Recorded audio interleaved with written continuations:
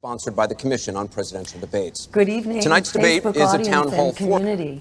It's great to be with you tonight. Thank you so much for tuning into the real debate. As you know, this is the third sham debate between Donald Trump and Hillary Clinton, and we are very excited to be able to present to you real answers to the questions after Hillary and Donald continue to duck those questions and mostly hurl mud at each other. So they're very critical things that need to be before the American people in advance of the election. That includes war, that includes our economy, that includes student debt, that includes our healthcare and education systems. I very much look forward to bringing the real issues into this debate tonight and empowering you, the voters, to make the real decisions, for you to be the real engine of our democracy, and to reject this propaganda that tells you that you are an irrelevant footnote in this election. You are the driver of our democracy, and I look forward to speaking with you tonight. Please share this debate on your Facebook networks, also on your social networks or your organizations, and join us afterwards for a brief Q&A. Thank you so much.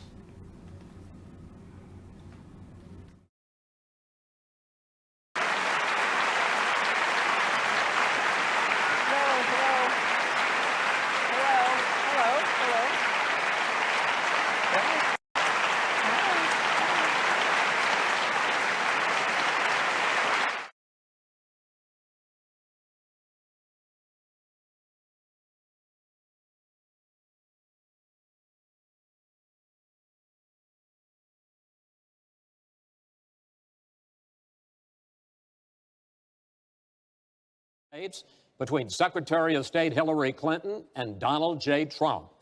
This debate is sponsored by the Commission on Presidential Debates. The Commission has designed the format, 6 roughly 15-minute segments with 2-minute answers to the first question, then open discussion for the rest of each segment. Both campaigns have agreed to those rules. For the record, I decided the topics and the questions in each topic. None of those questions has been shared with the commission or the 2 candidates. The audience here in the hall has promised to remain silent. No cheers, boos, or other interruptions so we and you can focus on what the candidates have to say. No noise except right now as we welcome the Democratic nominee for president, Secretary Clinton, and the Republican nominee for president, Mr. Trump.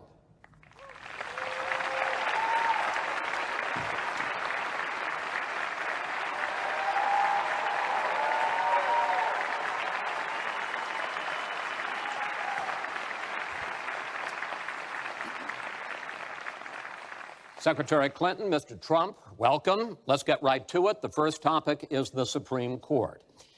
You both talked briefly about the court in the last debate, but I want to drill down on this because the next president will almost certainly have at least 1 appointment and likely or possibly 2 or 3 appointments, which means that you will, in effect, determine the balance of the court for what could be the next quarter century. First of all, where do you want to see the court take the country? And secondly, what's your view on how the Constitution should be interpreted? Do the founders' words mean what they say, or is it a living document to be applied flexibly according to changing circumstances? In this segment, Secretary Clinton, you go first. You have 2 minutes. Thank you very much, Chris, and thanks to UNLV for hosting us. You know, I think when we talk about the Supreme Court, it really raises the central issue in this election. Namely, what kind of country are we going to be? What kind of opportunities will we provide for our citizens? What kind of rights will Americans have? And I feel strongly that the Supreme Court needs to stand on the side of the American people, not on the side of the powerful corporations and the wealthy. For me, that means that we need a Supreme Court that will stand up on behalf of women's rights, on behalf of the rights of the LGBT community, that will stand up and say no to Citizens United, a decision that has undermined the election system in our country because of the way it permits dark, unaccountable money to come into our electoral system. I have major disagreements with my opponent about these issues and others that will be before the Supreme Court. But I feel that at this point in our country's history, it is important that we not reverse marriage equality, that we not reverse Roe v. Wade, that we stand up against Citizens United, we stand up for the rights of people in the workplace, that we stand up and basically say the Supreme Court should represent all of us.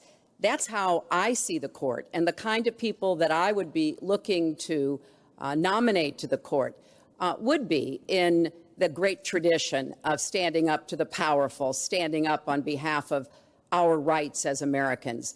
And I look forward to having that opportunity. I would hope that the Senate would do its job and confirm the nominee that President Obama has sent to them. That's the way the Constitution fundamentally should operate.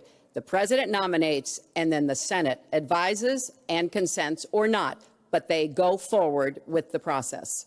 Secretary Clinton, thank you. Mr. Trump, same question. Where do you want to see the court take the country, and how do you believe the Constitution should be interpreted?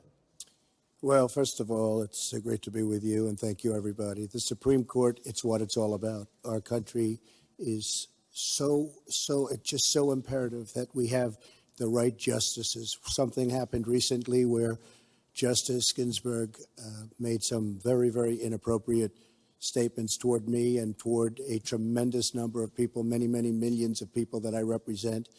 And she was forced to apologize, and apologize she did. But these were statements that should never, ever have been made. We need a Supreme Court that, in my opinion, is going to uphold the Second Amendment and all amendments, but the Second Amendment, which is under absolute siege. I believe if my opponent should win this race, which I truly don't think will happen, we will have a Second Amendment which will be a very, very small replica of what it is right now. But I feel that it's absolutely important that we uphold because of the fact that it is under such trauma. I feel that the justices that I am going to appoint, and I've named 20 of them, the justices that I'm going to appoint will be pro-life. They will have a conservative bent. They will be protecting the Second Amendment. They are great scholars in all cases, and they're people of tremendous respect. They will interpret the Constitution the way the founders wanted it interpreted, and I believe that's very, very important. I don't think we should have justices appointed that decide what they want to hear.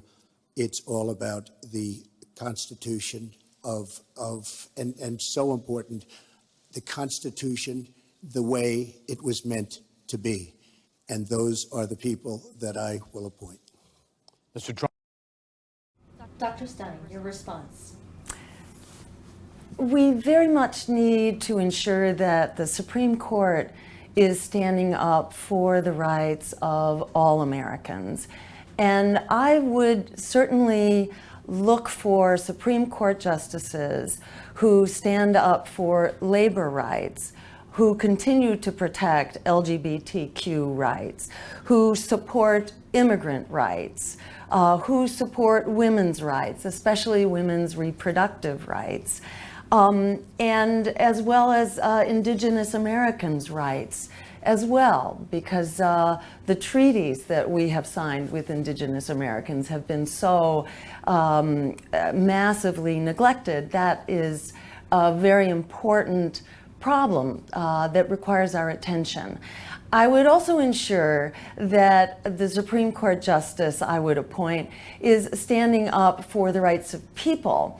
The Constitution was not written to defend the rights of corporations. In fact, corporations have been very regulated and very restricted in their power. They required certain contracts that enabled them to exist, and they had to adhere very closely to those contracts. So it's very important that we be standing up for the rights of people and to understand that corporations are not people. In order to fix Citizens United, it's not just undoing that one Supreme Court decision, but actually several before it, including Buckley versus Vallejo, which was all about giving corporations the rights of people and making this false equivalence between money and speech. If you say that money is speech, that means that millionaires and billionaires have loads of it and we the people do not.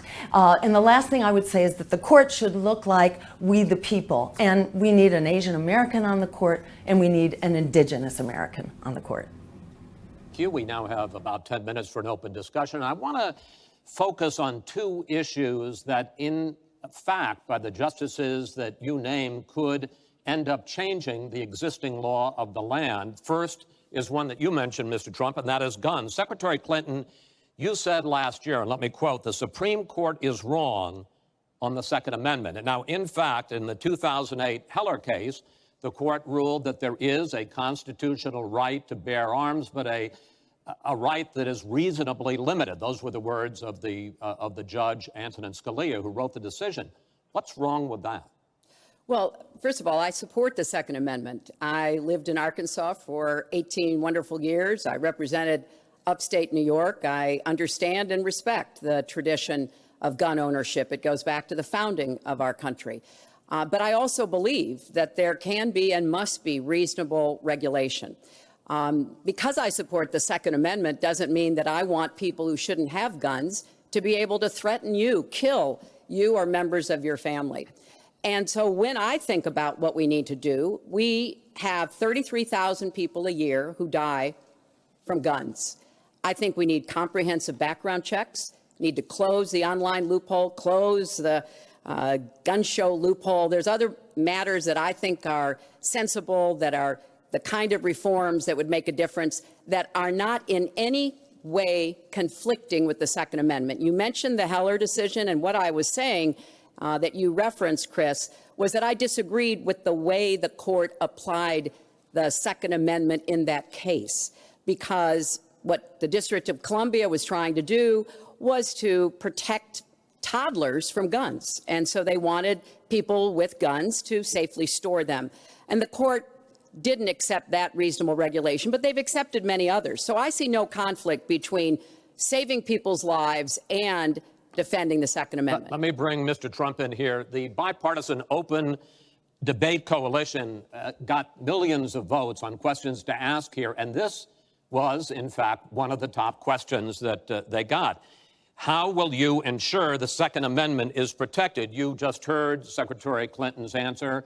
Does she persuade you that while you may disagree on regulation, that in fact she supports a Second Amendment right to bear arms? Well, the D.C. versus Heller decision was very strongly, and she was extremely angry about it. I watched. I mean, she was very, very angry when upheld. And Justice Scalia was so involved, and it was a well-crafted decision.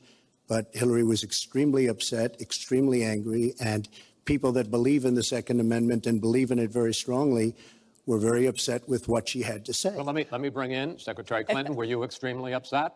Well, I was upset because, unfortunately, dozens of toddlers injure themselves, even kill people with guns, because, unfortunately, not everyone who has loaded guns in their homes takes appropriate precautions.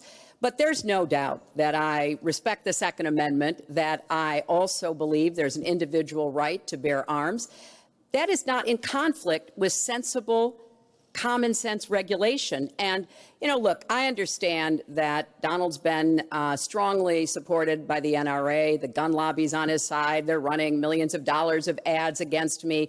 And I regret that, because what I would like to see is for people to come together and say, of course, we're going to protect and defend the Second Amendment. But Dr. Stein, your response. Indeed, we can continue to respect the Second Amendment, but we very urgently need common sense gun control. About 300 people are shot every day, and nearly 100 people die every day. Americans agree that we should have background checks, that we should close the gun show loophole, that we should get assault weapons off the street. And I would also strongly support ending the liability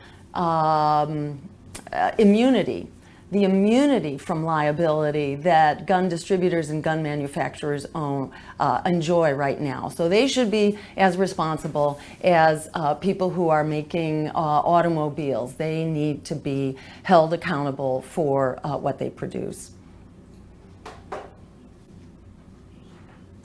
We're going to do it in a way that tries to save some of these 33,000 lives that we lose every year. Let me bring Mr. Trump back into that, because, in fact, you oppose any limits on assault weapons, any limits on high-capacity magazines. You support a national right-to-carry law.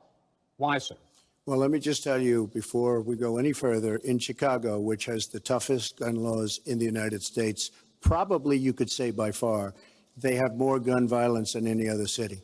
So we have the toughest laws, and you have tremendous gun violence. I am a very strong supporter of the Second Amendment, and I don't know if Hillary was saying it in a sarcastic manner, but I'm very proud to have the endorsement of the NRA, and it's the earliest endorsement they've ever given to anybody who ran for president. So I'm very honored by all of that.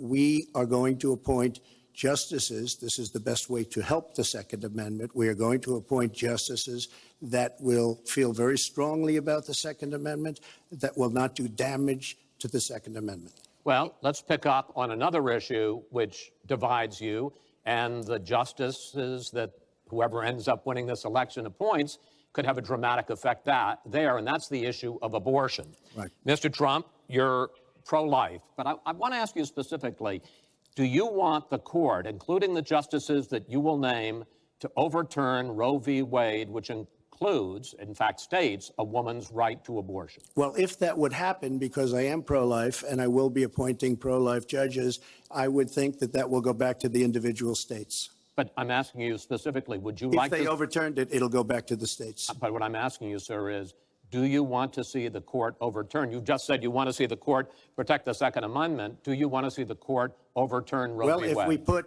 another 2 or perhaps 3 justices on, that's really what's going to be, that will happen. And that'll happen automatically, in my opinion, because I am putting pro-life justices on the court. I will say this, it will go back to the states, and the states will then make a determination. Secretary Clinton. Well, I strongly support Roe v. Wade, which guarantees a constitutional right to a woman to make the most intimate, most difficult in many cases, decisions about her health care that one can imagine. And in this case, it's not only about Roe v. Wade. It is about what's happening right now in America. So many states are putting very stringent regulations on women that block them from exercising that choice, to the extent that they are defunding Planned Parenthood, which, of course, provides all kinds of cancer screenings and other benefits for women in our country.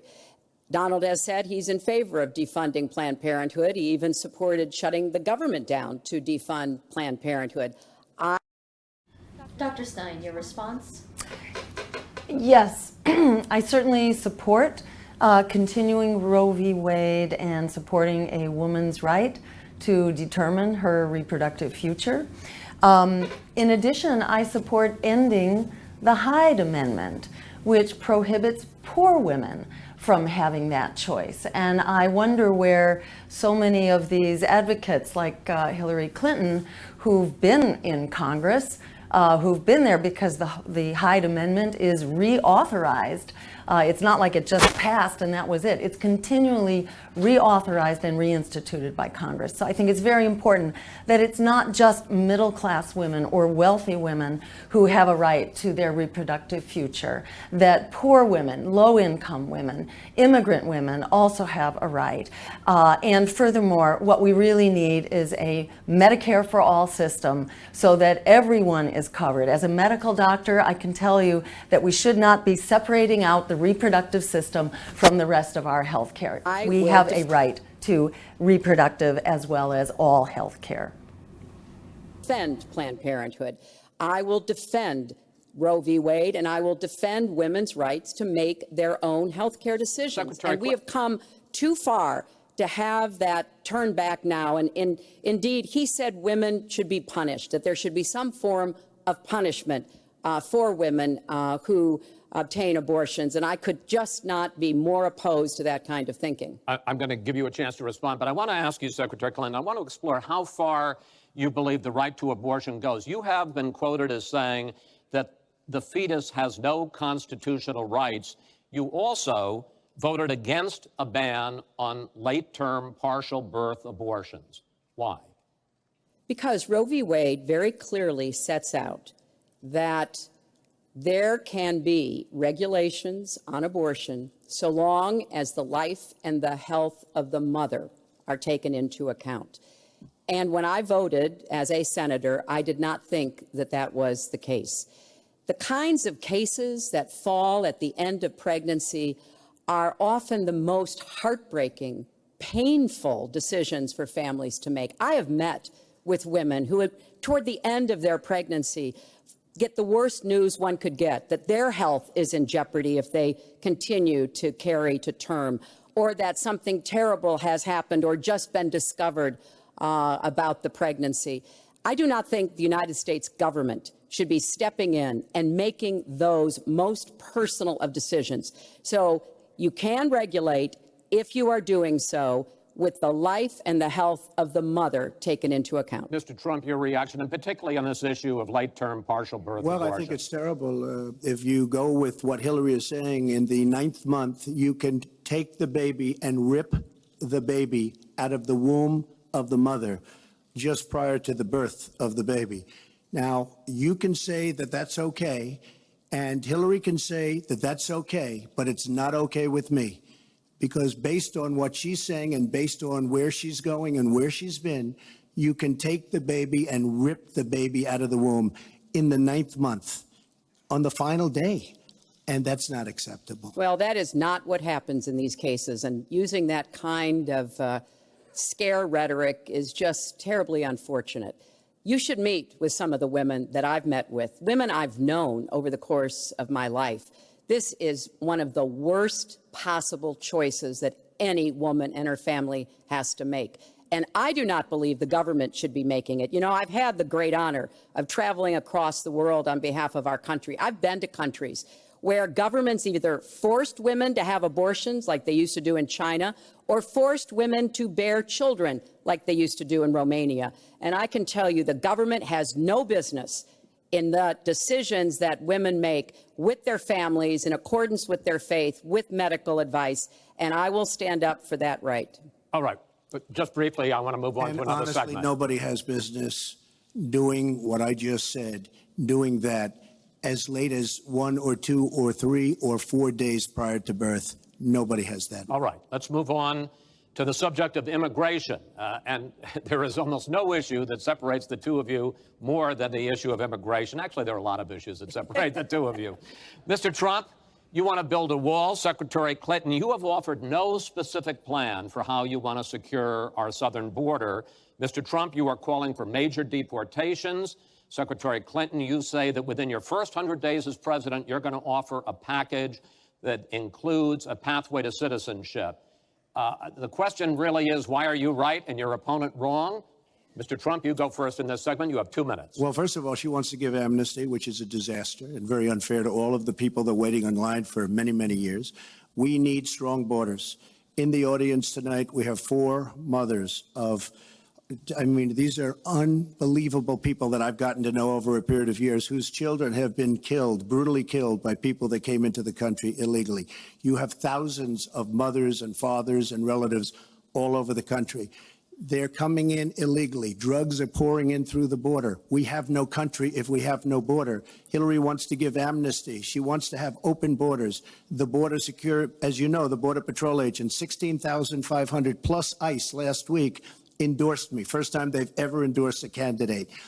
It means their job is tougher, but they know what's going on. They know it better than anybody. They want strong borders. They feel we have to have strong borders. I was up in New Hampshire the other day. The biggest complaint they have, it's with all of the problems going on in the world, many of the problems caused by Hillary Clinton and by Barack Obama, all of the problems, their single biggest problem is heroin that pours across our southern borders, just pouring and destroying their youth. It's poisoning the blood of their youth and plenty of other people. We have to have strong borders. We have to keep the drugs out of our country. Right now, we're getting the drugs, they're getting the cash. We need strong borders. We need we cannot give amnesty. Now, I want to build the wall. We need the wall. The Border Patrol, ICE, they all want the wall. We stop the drugs. We shore up the border. One of my first acts will be to get all of the drug lords, all of the bad ones. We have some bad people in this country that have to go out. We're going to get them out. We're going to secure the border. And once the border is secured, at a later date, we'll make a determination as to the rest. But we have some bad hombres here, and we're going to get them out. Mr. Trump, thank you. Same question to you, Secretary Clinton. Basically, why are you right and Mr. Trump is wrong? Well, as he was talking, I was thinking about a young girl I met here in Las Vegas, Carla, who was very worried that her parents might be deported because she was born in this country, but they were not. They work hard. They do everything they can to give her a good life. And you're right. I don't want to rip families apart. I don't want to be sending parents away from children. I don't want to see the deportation force that Donald has talked about in action in our country. We have 11 million undocumented people. They have 4 million American citizen children, 15 million people. He said as recently as a few weeks ago in Phoenix that every undocumented person would be subject to deportation. Now, here's what that means.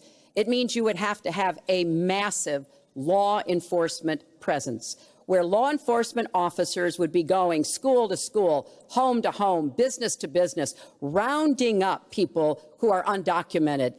And we would then have to put them on trains, on buses to get them out of our country. I think that is an idea that is not in keeping with who we are as a nation. I think it's an idea that would rip our country apart. I have been for border security for years. I voted for border security in the United States Senate. And my comprehensive immigration reform plan, of course, includes border security. But I want to put our resources where I think they're most needed, getting rid of any violent person, anybody who should be deported, we should deport them. When it comes to the wall that Donald talks about building, he went to Mexico. He had a meeting with the Mexican president, didn't even raise it. He choked and then got into a Twitter war because the Mexican president said, we're not paying for that wall. So I think we are both a nation of immigrants and we are a nation of laws, and that we can act accordingly. And that's why I'm introducing comprehensive immigration reform within the first 100 days with a path to citizenship. Thank you, Secretary Clinton. I want to... Dr. Stein, your response? It's clear that Donald Trump's vision of a wall, I should say, which isn't much different from his vision of a war, is catastrophic. And we certainly, we don't need that wall. In fact, we need to stop invading other countries so that we're not forcing migration of refugees. And in fact, the most important thing we can do to end the immigration crisis is to stop causing it in the first place. Not only by overturning other countries, like in Honduras, where Hillary Clinton actually supported this military coup that ushered in an incredible period of violence from which tens of thousands of women and children in particular have been fleeing, to which Hillary Clinton has said basically bar the gates, don't let them in. It's not as though Hillary has the alternative really to Donald here in the first place. But it's not only stopping the invasion of other countries and the overturning of other democracies, not only Honduras, but also El Salvador and Guatemala, the real countries that immigrants have been fleeing from. It also means ending these unjust corporate trade agreements. We need fair trade agreements. We need to renegotiate NAFTA because it put millions of farmers out of business and forced them to flee here, as well as putting millions of Americans out of work and taking our jobs overseas.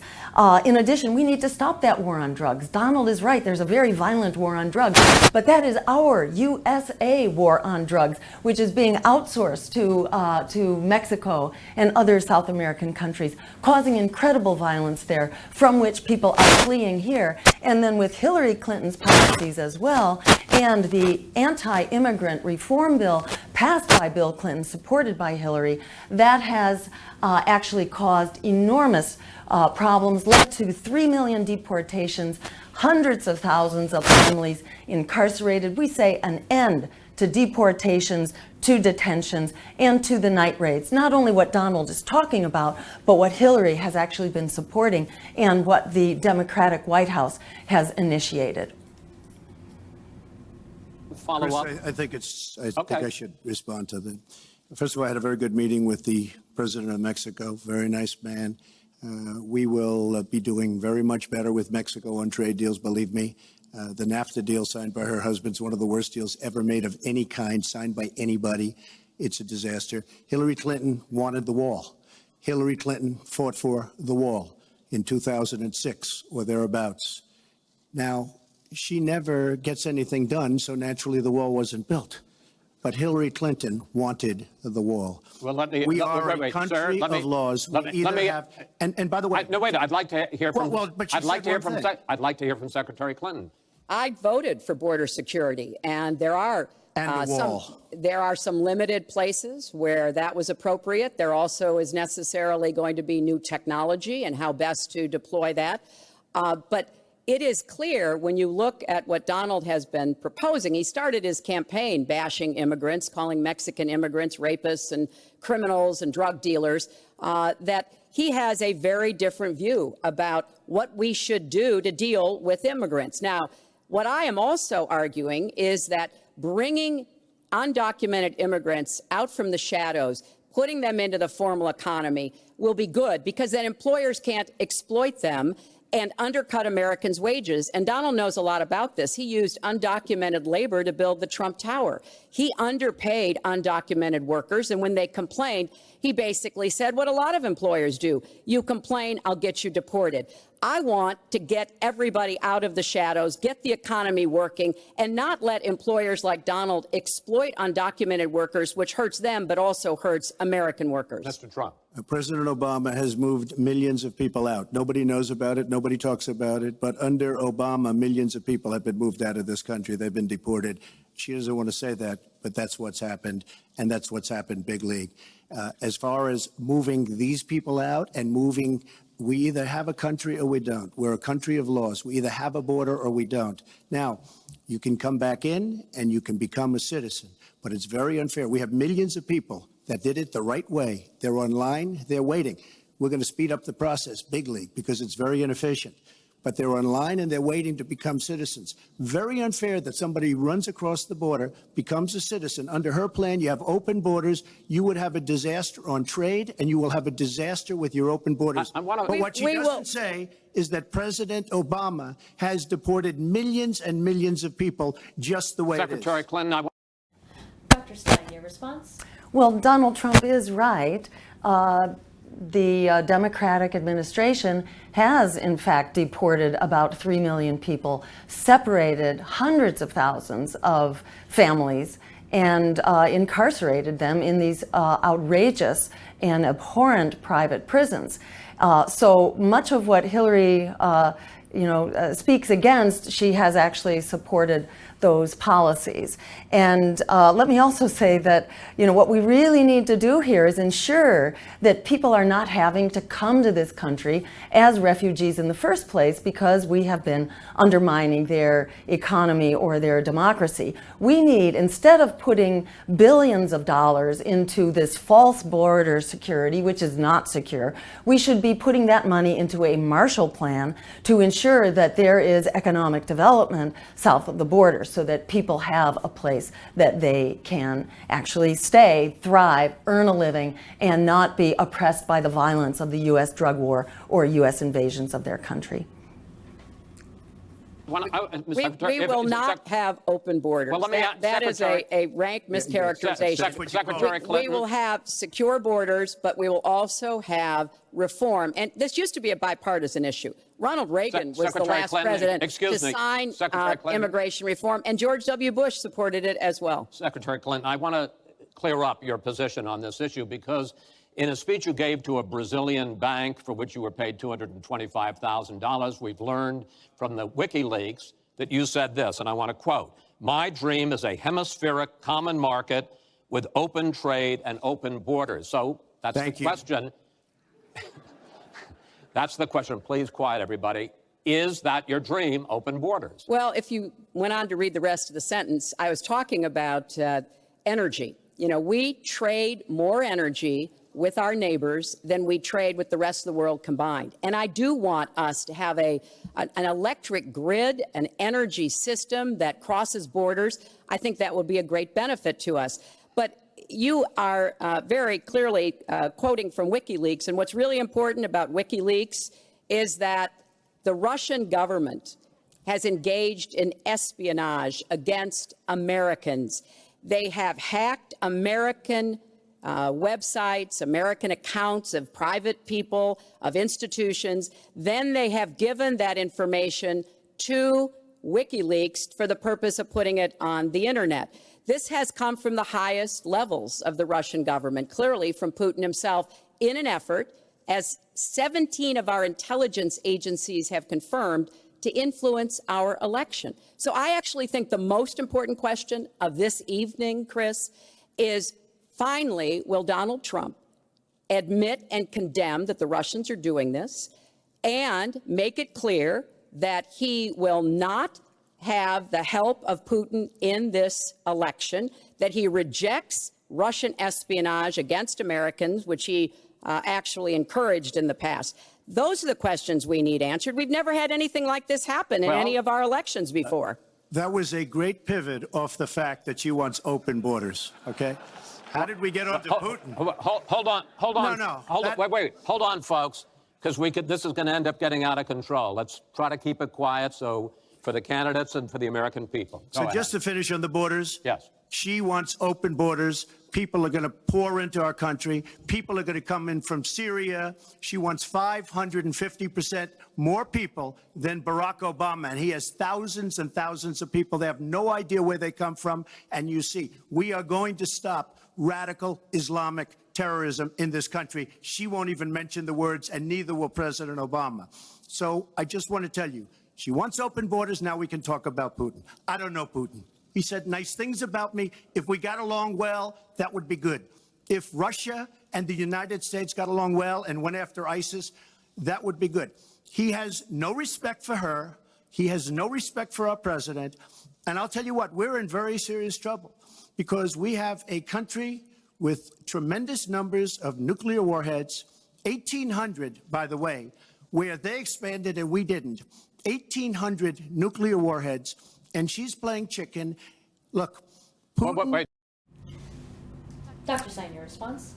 Well, we know that Hillary has long supported a fence. Donald supports a wall. You build a taller wall. You overcome that with a bigger ladder. Borders do not close unless you also close off trade.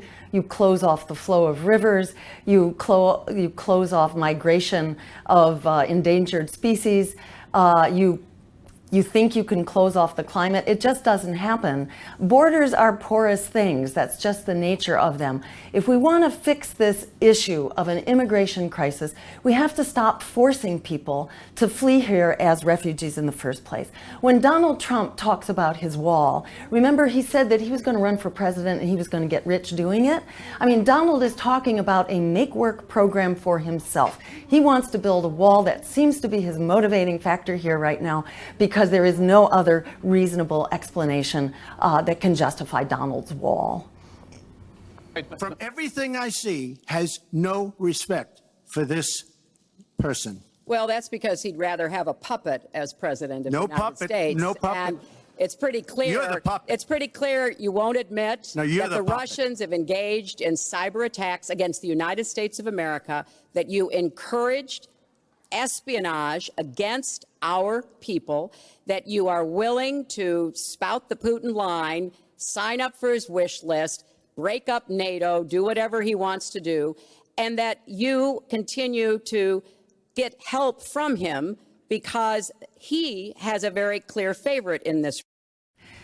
So I just want to be clear what the National Security Agency said and Homeland Security about 2 weeks ago when they raised this concern that Russia was leaking emails and influencing the election.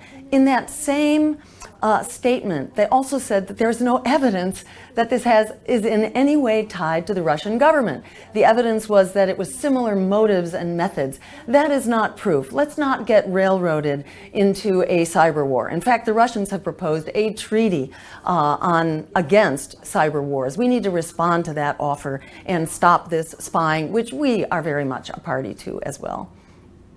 Race. So I think that this is such an unprecedented situation. We've never had a foreign government trying to interfere in our election. We have 17 intelligence agencies, civilian and military, who have all concluded that these espionage attacks, these cyber attacks, come from the highest levels of the Kremlin, and they are designed to influence our election. I find that deeply disturbing, Secretary and Clinton, I think it's She time has no that you idea take a whether it's stand, Russia, because China, or anybody else. I am not quoting she has myself. No idea. I am quoting Hillary, you have no idea. 17 do you doubt 17 Our military country has and no idea. civilian agencies? Well, Yeah, I he'd doubt rather it. I doubt believe it. Vladimir Putin than the military and civilian intelligence professionals who are sworn to protect us. I find that just absolutely She doesn't like Putin because Putin has outsmarted her at every step Trump, of the way. Excuse me. Putin has outsmarted her in Syria. He's outsmarted her every step of the way. I do get to ask some questions. Yes, that's and I would fine. like to ask you this direct question. The top national security officials of this country do believe that Russia has been behind these hacks.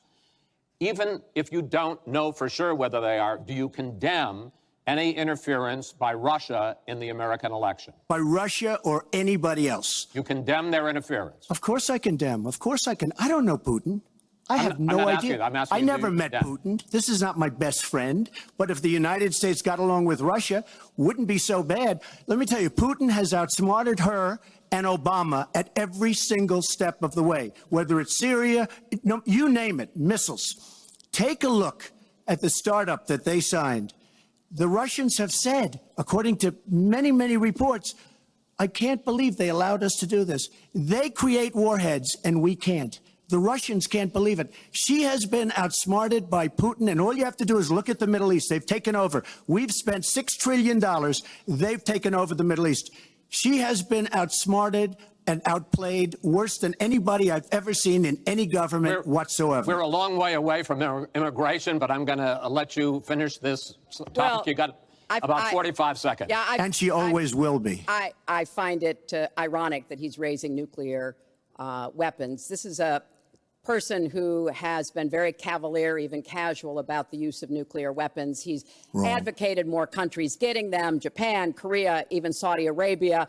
He said, well, if we have them, why don't we use them, which I think is terrifying. But here's the deal. The bottom line on nuclear weapons is that when the president gives the order, it must be followed.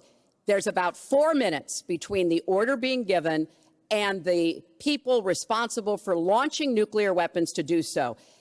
And that's why 10 people who have had that awesome responsibility have come out and in an unprecedented way said they would not trust Donald Trump with the nuclear codes or to have his finger on the nuclear button. I have. Let's just recall that we are now at the most dangerous moment in the history of humanity in terms of potential nuclear conflagration. The former head of the Soviet Union, Gorbachev, Mikhail Gorbachev, just said last week that this is more dangerous than anything he has seen in his lifetime. And let's bear in mind that over the past several decades, the U.S. has moved missiles surrounding Russia. NATO has moved to surround Russia. This is the Cuban Missile Crisis in reverse right now. We have 2,000 nuclear missiles on hair trigger alert between the US and Russia, and Hillary Clinton wants to start an air war with Russia by saying that we will declare a no-fly zone over Syria means that we are going to war with Russia. So Donald Trump is absolutely anathema in the White House. But let's not pretend for a moment that Hillary Clinton represents security in the White House. You should not sleep well if Donald Trump is president. You should not sleep well if Hillary Clinton is president. We live in a democracy. You have more than two deadly choices. I have 200 generals and admirals, 21 endorsing me, 21 Congressional Medal of Honor recipients. As far as Japan and other countries, we are being ripped off by everybody in the world. We're defending other countries. We are spending a fortune doing it. They have the bargain of the century. All I said is we have to renegotiate these agreements because our country cannot afford to defend Saudi Arabia, Japan, Germany, South Korea, and many other places. We cannot continue to afford. She took that as saying nuclear weapons. Look, she's been proven to be a liar on so many different ways. This is just another lie. Well, I'm just quoting you when there's you were no asked quote. about You're not going to find a quote from nuclear competition in Asia. You said, you know, go ahead, enjoy yourselves, folks. That kind and defend of language, yourselves. And defend yourselves. I didn't say nuclear. And defend yourself. The United States has kept the peace through our alliances. Donald wants to tear up our alliances. I think it makes the world safer, and frankly, it makes the United States safer. I would work with our allies in Asia, in Europe, in the Middle East, and elsewhere. That's the only way. I would just point out, folks, if you feel like your blood pressure is going up right now, or you're getting a lot of heartburn, I think this is like happening all over the nation, and I would really pay attention to what your body is telling you right now about these two candidates and what they mean for our future. I'd say it's really important to reject the propaganda that you are powerless, that you do not have a choice. In fact, we do have the numbers, and we do have democracy. We live in a democracy. We have more than two choices. And these two warmongers, one who speaks of nothing but militarism, and the other one who has a history of reckless and insane militarism, you have another choice than putting them into the Oval Office. The way we're going to be able to keep we are going to move on to the next topic, which is the economy, and I hope we handle that as well as we did immigration. You also have very different ideas about how to get the economy growing faster. Secretary Clinton, in your plan, government plays a big role. You see more government spending, more entitlements, more tax credits, more tax penalties.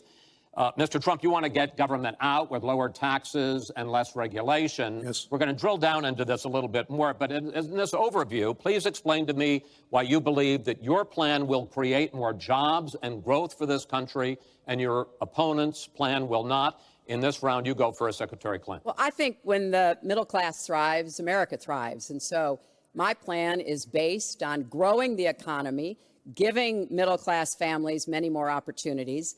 I want us to have the biggest jobs program since World War II, jobs in infrastructure and advanced manufacturing. I think we can compete with high-wage countries, and I believe we should. New jobs and clean energy, not only to fight climate change, which is a serious problem, but to create new opportunities and new businesses. I want us to do more to help small business. That's where 2/3 of the new jobs are going to come from. I want us to raise the national minimum wage because people who live in poverty should not, who work full-time should not still be in poverty. And I sure do want to make sure women get equal pay for the work we do. I feel strongly that we have to have an education system that starts with preschool and goes through college. That's why I want more technical education in high schools and in community colleges, real apprenticeships to prepare young people for the jobs of the future. I want to make college debt-free, and for families making less than $125,000, you will not get a tuition bill from a public college or university if the plan that I worked on with Bernie Sanders is enacted. And we're going to work hard to make sure that it is, because we are going to go where the money is. Most of the gains in the last years since the Great Recession have gone to the very top. So we are going to have the wealthy pay their fair share. We're going to have corporations make a contribution greater than they are now to our country. That is a plan that has been analyzed by independent experts, which said that it could produce 10 million new jobs. By contrast, Donald's plan has been analyzed to conclude it might lose 3.5 million jobs. Why? Because his whole plan is to cut taxes, to give the biggest tax breaks ever to the wealthy and to corporations, adding $20 trillion to our debt and causing the kind of dislocation that we have seen before, because it truly will be trickle-down economics on steroids. So the plan I have, I think, will actually produce greater opportunities. The plan he has will cost us jobs and possibly lead to another great recession. Secretary, thank you. Mr. Trump, why will your plan create more jobs and growth than Secretary Clinton? Well, first of all, before I start on my plan, her plan is going to raise taxes and even double your taxes. Her tax plan is a disaster. And she can say all she wants about college tuition, and I'm a big proponent. We're going to do a lot of things for college tuition, but the rest of the public's going to be paying for it. We will have a massive, massive tax increase under Hillary Clinton's plan. But I'd like to start off where we left, because when I said Japan and Germany, and I'm not to single them out, but South Korea, these are very rich, powerful countries. Saudi Arabia, nothing but money. We protect Saudi Arabia. Why aren't they paying? She immediately, when she heard this, I questioned it. And I questioned NATO. Why aren't the NATO questioned? Why aren't they paying? Because they weren't paying. Since I did this was a year ago, all of a sudden they're paying. And I've been given a lot of credit for it. All of a sudden they're starting to pay up. They have to pay up. We're protecting people. They have to pay up. And I'm a big fan of NATO, but they have to pay up. She comes out and said, we love our allies. We think our allies are great. Well, it's awfully hard to get them to pay up when you have somebody saying, we think how great they are.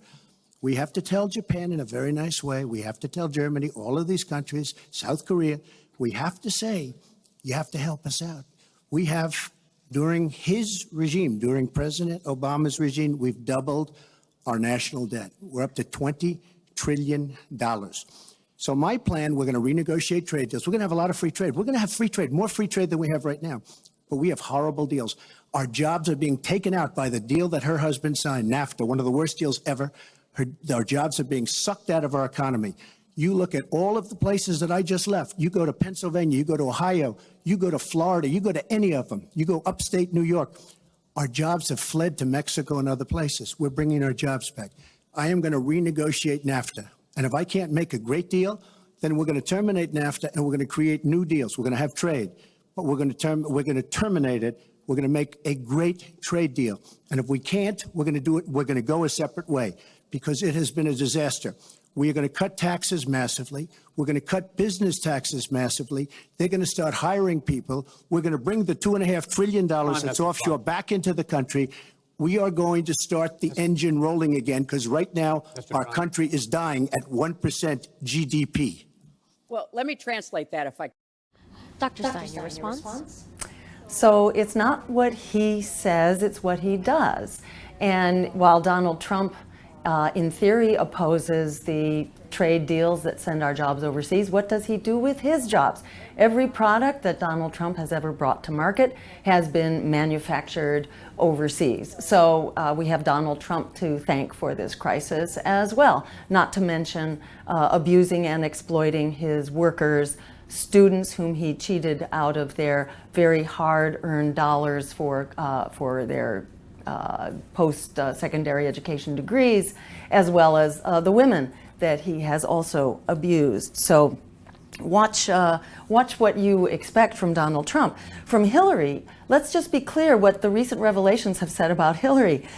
She has said that Dodd-Frank was basically for show, that she believes that Wall Street should regulate itself, and she believes that one must have a public position and a private position. So be very careful when Hillary talks about infrastructure spending.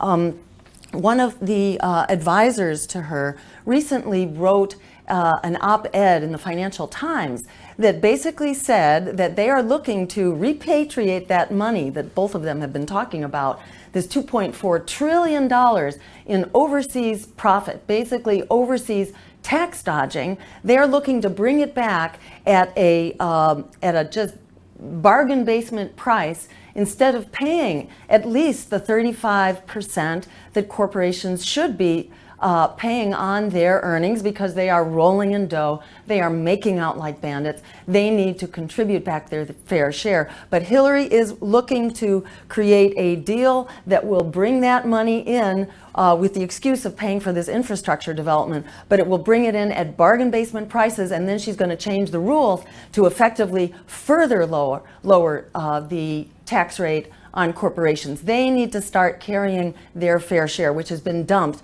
onto middle class and working Americans. I can, Chris, because you can't. The fact is he's going to advocate for the largest tax cuts we've ever seen, 3 times more than the tax cuts under the Bush administration. I have said repeatedly throughout this campaign, I will not raise taxes on anyone making $250,000 or less. I also will not add a penny to the debt. I have costed out what I'm going to do. He will, through his massive tax cuts, add $20 trillion to the debt. Well, he mentioned the debt.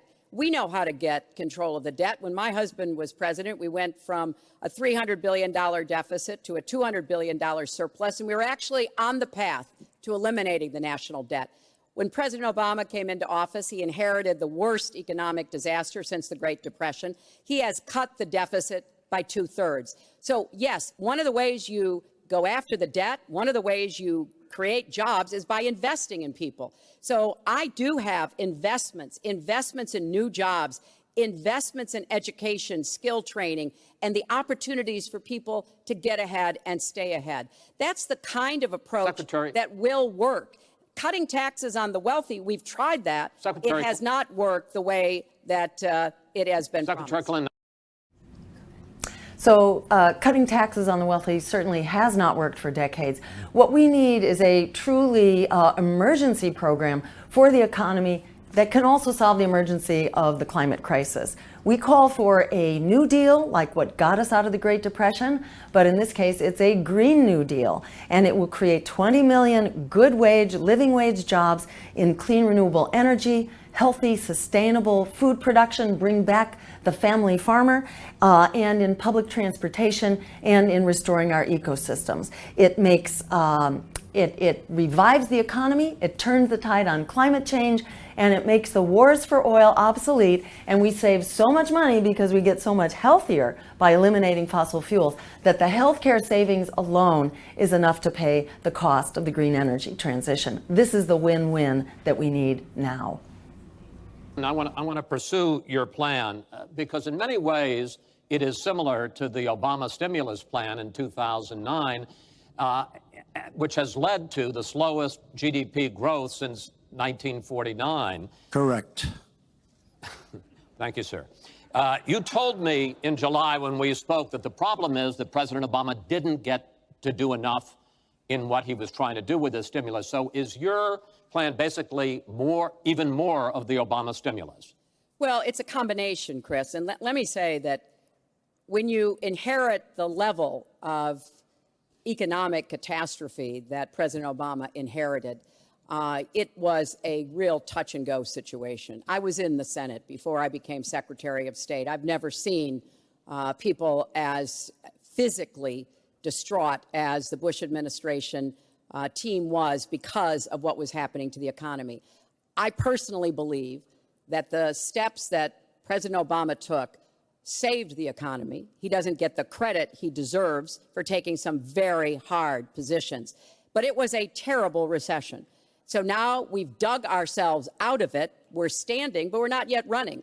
So what I am proposing is that we invest from the middle out and the ground up, not the top down. That is not going to work. That's why what I have put forward doesn't add a penny to the debt, but it is the kind of approach that will enable more people to take those new jobs, higher paying jobs. We're beginning to see some increase in incomes, and we certainly have had a long string of increasing jobs. We've got to do more to get the whole economy moving, and that's what I believe I will be able to do. Mr. Trump, even conservative economists who have looked at your plan say that the numbers don't add up, that your idea, and you've talked about 25 million jobs created, 4% over a 10-year period growth, is unrealistic.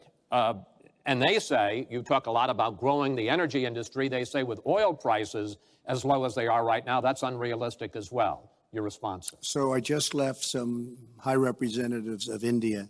They're growing at 8%. China is growing at 7%, and that for them is a catastrophically low number. We are growing. Our last report came out, and it's right around the 1% level, and I think it's going down. Last week, as you know, at the end of last week, they came out with an anemic jobs report, a terrible jobs report. In fact, I said, is that the last jobs report before the election? Because if it is, I should win easily. It was so bad. The report was so bad. Look, our country is stagnant. We've lost our jobs. We've lost our businesses. We're not making things anymore, relatively speaking. Our product is pouring in from China, pouring in from Vietnam, pouring in from all over the world. I've visited so many communities. This has been such an incredible education for me, Chris. I've gotten to know so many. I've developed so many friends over the last year, and they cry when they see what's happened. I pass facts. Dr. Stein.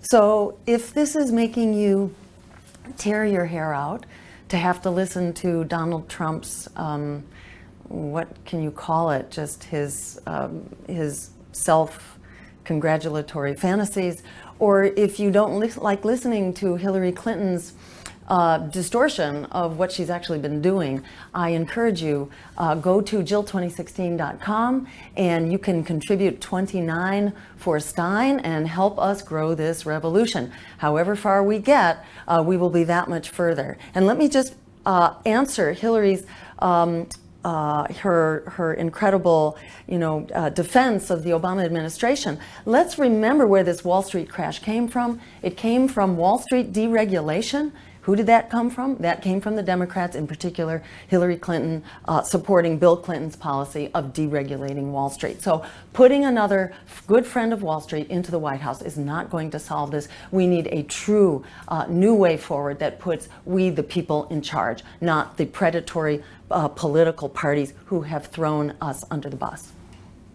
Factories that were thriving 20, 25 years ago, and because of the bill that her husband signed and she blessed 100%, it is just horrible what's happened to these people in these communities. Now, she can say that her husband did well, but boy, did they suffer as NAFTA kicked in, because it didn't really kick in very much, but it kicked in after they left. Boy, did they suffer.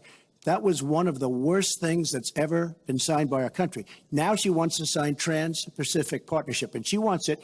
She lied when she said she didn't call it the gold standard in one of the debates. She totally lied. She did call it the gold standard, and they actually fact-checked, and they said I was right. I was so honored. I want to give you a chance to briefly speak to that, and then I want to pivot to 1/6 of the economy, which is Obamacare. But go ahead, briefly. First, let me say, number one, when I saw the final agreement for TPP, I said I was against it. It didn't meet my tests. I've had the same tests. Does it create jobs, raise incomes, and further our national security? I'm against it now. I'll be against it after the election. I'll be against it when I'm president. There's only one of us on this stage who's actually shipped jobs to Mexico, because that's Donald. He's shipped jobs to 12 countries, including Mexico. But he mentioned China. And, one of the biggest problems we have with China is the illegal dumping of steel and aluminum into our markets. I have fought against that as a senator. I've stood up against it as Secretary of State. Donald has bought Chinese steel and aluminum. In fact, the Trump hotel right here in Las Vegas was made with Chinese steel. So he goes around with crocodile tears about how terrible it is, but he has given jobs to Chinese steel workers, not American steel workers. Mr. Trump? That's the kind of approach that is just not going to work. We're going to pull the country together. We're going to have trade agreements that we enforce. That's why I'm going to have a trade prosecutor for the first time in history. And we're going to enforce those agreements. And we're going to look for businesses to help us by buying American products. I ask a simple question. So it is very important to stop the Trans-Pacific Partnership. If Hillary Clinton really does not support the Trans-Pacific Partnership, and I'd say the same thing for Donald Trump, then they need to stand up against the lame duck passage of the Trans-Pacific Partnership. Hillary Clinton in particular needs to speak to Democrats to tell them that they must not vote in this unaccountable session of Congress in order to push through this plan, which is an utter coup for corporations that puts an international World Bank appointed tribunal in charge of our laws, our regulations, our public health, our resources, our worker protections, our protection against financial fraud, you name it. This World Bank appointed court has the ability to end and to charge us for their lost future profits for the privilege of our exercising our democracy. So Donald and Hillary, if you are really against the Trans-Pacific Partnership, then stand up against the lame duck passage. She's been doing this for 30 years. Why the hell didn't you do it over the last 15, 20 years? You were very much involved. Excuse me, my turn. You were very much involved in every aspect of this country, very much. And you do have experience. I'd say the one thing you have over me is experience, but it's bad experience because what you've done has turned out badly. For 30 years, you've been in a position to help. And if you say that I use steel or I use something else, I make it impossible for me to do that. I wouldn't mind. The problem is you talk, but you don't get anything done, Hillary. You don't. Just like when you ran the State Department, $6 billion was missing. How do you miss $6 billion? You ran the State Department. $6 billion was either stolen, they don't know. It's gone. $6 billion. If you become president, this country is going to be in some mess, believe me. Well, first of all, what he just said about the State Department is not only untrue, it's been debunked numerous times. But I think it's really an important issue. He raised the 30 years of experience. So let me just talk briefly about that. You know, back in the 1970s, I worked for the Children's Defense Fund, and I was taking on discrimination against African-American kids in schools. He was getting sued by the Justice Department for racial discrimination in his apartment buildings. In the 1980s, I was working to reform the schools in Arkansas.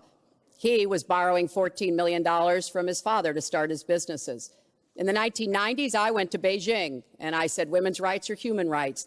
He insulted a former Miss Universe, Alicia Machado, called her an eating machine. And on the day when I was in the Situation Room monitoring the raid that brought Osama bin Laden to justice, he was hosting the Celebrity Apprentice. So I'm happy to compare my 30 years of experience, what I've done for this country, trying to help in every way I could, especially kids and families, get ahead and stay ahead, with your 30 years, and I'll let the American people make that decision. Well, I think I did a much better job. I built a massive company, a great company, some of the greatest assets anywhere in the world, worth many, many billions of dollars. I started with a $1 million loan. I agree with that. It's a $1 million loan, but I built a phenomenal company. And if we could run our country the way I've run my company, we would have a country that you would be so proud of. You would even be proud of it. And frankly, when you look at her real record, take a look at Syria, take a look at the migration, take a look at Libya, take a look at Iraq. She gave us. So instead of listening to these guys throw more mud at each other, I just want to point out there's another very critical opportunity for economic development. We have an entire generation that is locked into predatory student loan debt right now. If we found it in our hearts to bail out the crooks on Wall Street, who crashed the economy through their waste, fraud, and abuse, it's time to bail out the young people who are the victims of that waste, fraud, and abuse. This is an incredible stimulus package for our economy. Was ISIS because her and Obama created this huge vacuum, and a small group came out of that huge vacuum because we should have never been in Iraq, but once we were there, we should have never got out the way they wanted to get out. She gave us ISIS as sure as you are sitting there. And what happened is now ISIS is in 32 countries. And now I listen how she's going to get rid of ISIS.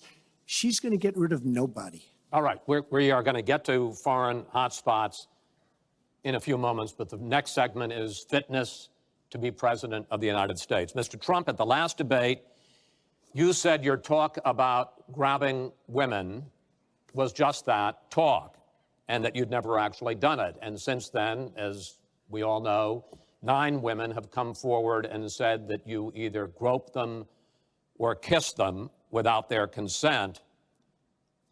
Why would so many different women from so many different circumstances over so many different years, why would they all in this last couple of weeks make up, you deny this, why would they all make up these stories? And since this is a question for both of you, Secretary Clinton, Mr. Trump says what your husband did and that you defended was even worse.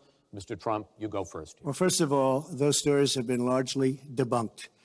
Those people, I don't know those people. I have a feeling how they came. I believe it was her campaign that did it. Just like if you look at what came out today on the clips, where I was wondering what happened with my rally in Chicago and other rallies where we had such violence. She's the one in Obama that caused the violence. They hired people, they paid them $1,500, and they're on tape saying, be violent, cause fights, do bad things. I would say the only way, because those stories are all totally false, I have to say that. And I didn't even apologize to my wife, who's sitting right here, because I didn't do anything. I didn't know any of these women. I didn't see these women. These women, the woman on the plane, the woman, I think they want either fame or her campaign did it. And I think it's her campaign, because when I saw what they did, which is a criminal act, by the way, where they're telling people to go out and start fistfights and start violence. And I'll tell you what, in particular in Chicago, people were hurt and people could have been killed in that riot. And that was now all on tape, started by her. I believe, Chris, that she got these people to step forward. If it wasn't, they get their 10 minutes of fame. But they were all totally, it was all fiction. It was lies and it was fiction. Well, Secretary Clinton. At the last debate, we heard Donald talking about what he did to women. And after that, a number of women have come forward saying that's exactly what he did to them. Now, what was his response? Well, he held a number of big rallies where he said that he could not possibly have done those things to those women because they were not attractive enough for I did not them say to be that. assaulted. I did not say that. In fact, I don't know if you're thinking like I am, but I sort of feel like this is not a good use of your time. This is not what our election should be about. This is an incredible just slap in the face to the sensibility and the values of the American voter. If you would like to see a different kind of political system and a different set of values put forward, values that put people, planet, and peace over profit, that do not try to distract and focus on the scumbag misogyny of one of the candidates here, please go to jill2016.com and contribute 29 for Stein, and let's build a real politics of integrity for the people. he went on to say... Her two minutes, sir, her 2 minutes. But did not say that. It's her 2 minutes. He went on to say, look at her. I don't think so. About another woman, he said, that wouldn't be my first choice. He attacked the woman reporter writing the story, called her disgusting, as he has called a number of women during this campaign. Donald thinks belittling women makes him bigger. He goes after their dignity, their self-worth, and I don't think there is a woman anywhere who doesn't know what that feels like. So we now know what Donald thinks and what he says and how he acts toward women. That's who Donald is. I think it's really up to all of us to demonstrate who we are and who our country is, and to stand up and be very clear about what we expect from our next president, how we want to bring our country together, where we don't want to have the kind of pitting of people one against the other, where instead we celebrate our diversity, we lift people up, and we make our country even greater. America is great because America is good. And it really is up to all of us to make that true now and in the future, and particularly for our children and our grandchildren. Mr. Trump.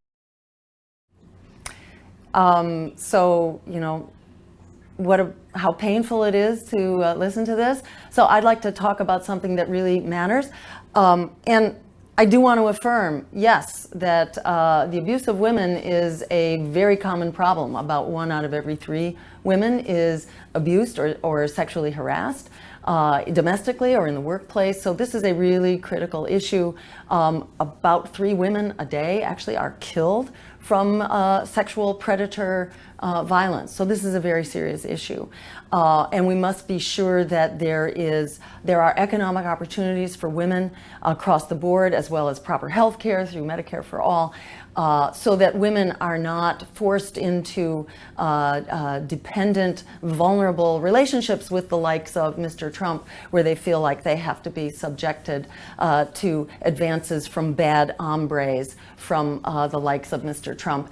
And I will comment about student debt and free public higher education, which is critical for women, people of color, immigrants, and so on in another comment. Thank you.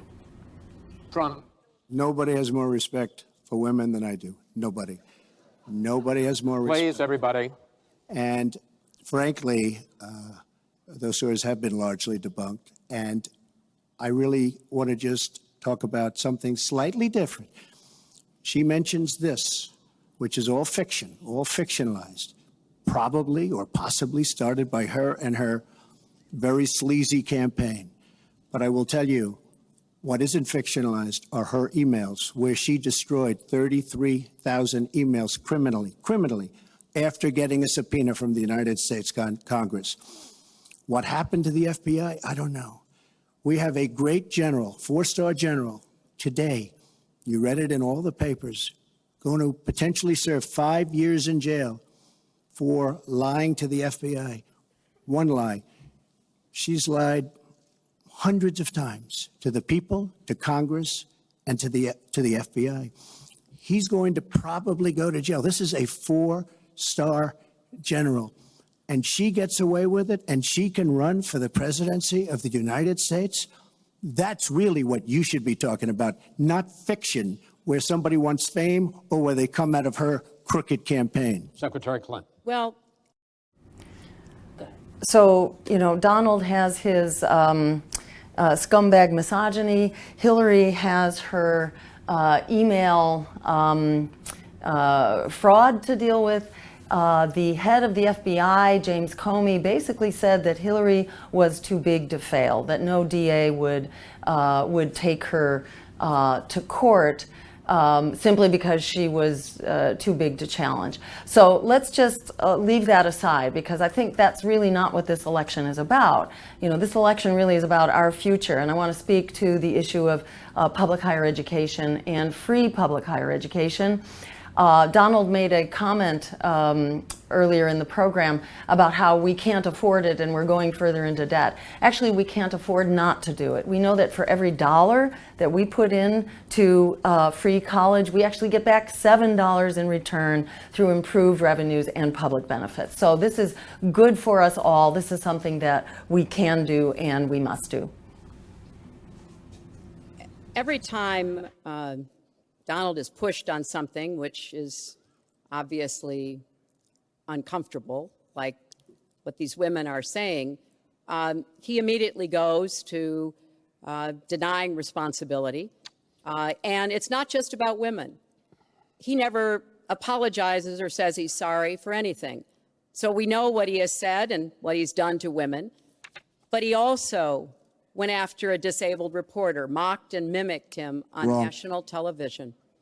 He went after Mr. and Mrs. Khan, the parents of a young man who died serving our country, a Gold Star family because of their religion. He went after John McCain, a prisoner of war, said he prefers people who aren't captured. He went after a federal judge, born in Indiana, but who Donald said couldn't be trusted to try the fraud and racketeering case against Trump University because his parents were Mexican. So it's not one thing. This is a pattern of divisiveness, of a very dark and in many ways dangerous vision of our country, where he incites violence, where he applauds people who are pushing and pulling and punching at his rallies. That is not who America is. And I hope that as we move in the last weeks of this campaign, more and more people will understand what's at stake in this election. It really does come down to what kind of country we are going to have. So sad when she talks about violence at my rallies, and she caused the violence. It's on tape. The other things are false, but honestly, I'd love to talk about getting rid of ISIS, and I'd love to talk about other things. Okay. But those other charges, as she knows, are false. In this bucket about fitness to be president, there's been a lot of developments over the last 10 days since the last debate. I'd like to ask you about them. These are questions that the American people have. Secretary Clinton, during your 2009 Senate confirmation hearing, you promised to avoid even the appearance of a conflict of interest with your dealing with the Clinton Foundation while you were Secretary of State. But emails show that donors got special access to you. Those seeking grants for Haiti relief were considered separately from non-donors, and some of those donors got government contracts, taxpayer money. Can you really say that you kept your pledge to that Senate committee? And why isn't what happened and what went on between you and the Clinton Foundation, why isn't it what Mr. Trump calls pay to play? Well, everything I did as Secretary of State was in furtherance of our country's interests and our values. The State Department has said that. I think that's been proven. But I am happy. In fact, I'm thrilled to talk about the Clinton Foundation because it is a world-renowned charity. And I am so proud of the work that it does. You know, I could talk for the rest of the debate. I know I don't have the time to do that. But just briefly, the Clinton Foundation made it possible for 11 million people around the world with HIV/AIDS to afford treatment. And that's about half of all the people in the world who are getting treatment.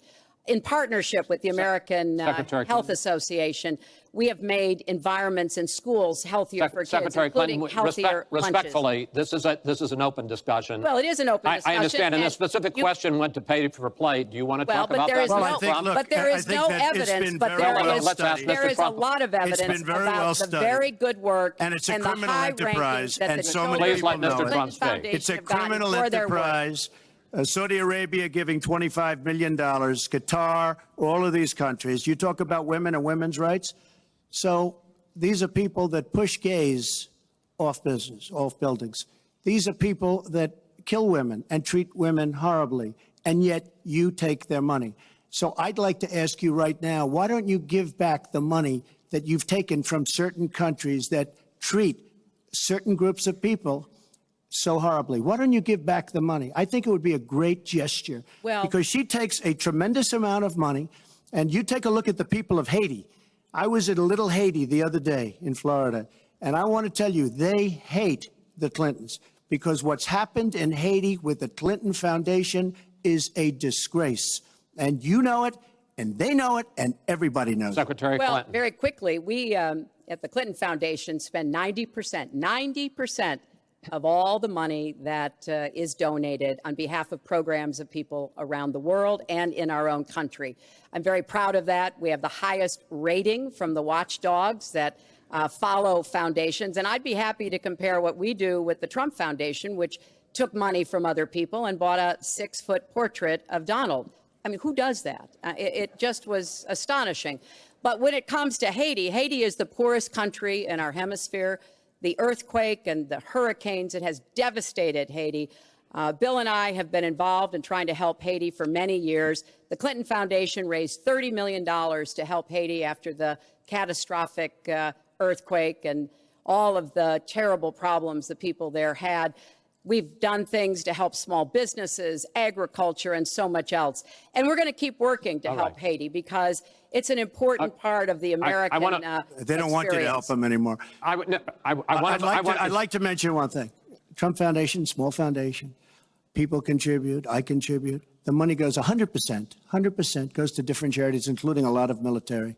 I don't get anything. I don't buy boats. I don't buy planes. What happens is the money goes out. Wasn't some of the money used to settle your lawsuit, sir? No, it was. We put up the American flag, and that's it. They put up the American flag. We fought for the right in Palm Beach to put up the American flag. There was a penalty that was imposed by Palm Beach County, and the money came from your foundation. And by the way, the money went to Fisher House, where they build houses. The money that you're talking about went to Fisher House, where they build houses for veterans and disabled. I want to get into one.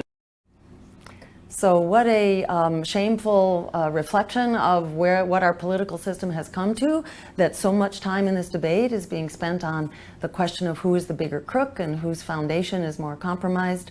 And I'll say, one doesn't have to be a fan or not a fan of Hillary Clinton's foundation to know that it should not be a part of Hillary Clinton's work as Secretary of State. So this is about the mingling of economic and the political elite and how that has compromised public policy. So, at the end of the day, fitness for president means is one going to be true to the American people and not be bought and paid for by either the billionaire class or by the money of being a billionaire. We need politicians who are accountable to us. But of course, there's no way we can know whether any of that is true because he hasn't released his tax returns. He is the first candidate ever to run for president in the last 40 plus years who has not released his tax returns. So everything he says about charity or anything else, we can't prove it. You can look at our tax returns. We've got them all out there. But what is really troubling is that we learned in the last debate he has not paid a penny in federal income tax. And we were talking about immigrants a few minutes ago, Chris.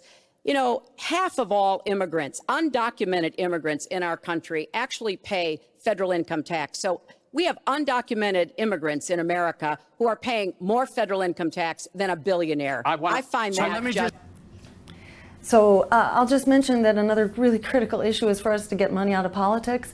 Part of what made me fit to run for president and to hold the office of president is that as an ordinary citizen, as an organizer, I worked with many citizen groups in order to pass campaign finance reform, public financing of elections, so that we the people are not held accountable to the big money. And in fact, we the people passed it. The Democratic legislature repealed it, which told me that the future that we deserve is not going to come from politics as usual, which is bought and paid for by the big banks, the fossil fuel giants, and the war profiteers.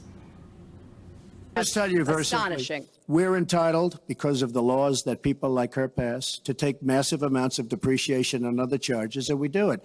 And all of her donors, just about all of them, I know Buffett took hundreds of millions of dollars, George Soros, took hundreds of millions of dollars. Let me just explain. All of her donors, most of her donors have done the same thing as I did. Okay. And you know what she should have done? Folks, we heard and this. You know, Hillary, what you should have done? You should have changed the law when you were a United States Senator. If you don't like it, because your donors and your special interests are doing the same thing as I do, except even more so. Well, you should have changed the law, but you won't change the law because you take in so much money. I mean, I sat in my apartment today on a very beautiful hotel down the street, known as Trump. Made with Chinese steel. But I will tell you, I sat there watching ad after ad after ad, false ad, all paid for by your friends on Wall Street that gave so much money because they know you're going to protect them. And frankly, you should have changed the laws. If you don't like what I did, you should have changed the laws. Mr. Trump, I want to ask you about one last question in this topic. You have been warning at rallies recently that this election is rigged and that Hillary Clinton is in the process of trying to steal it from you.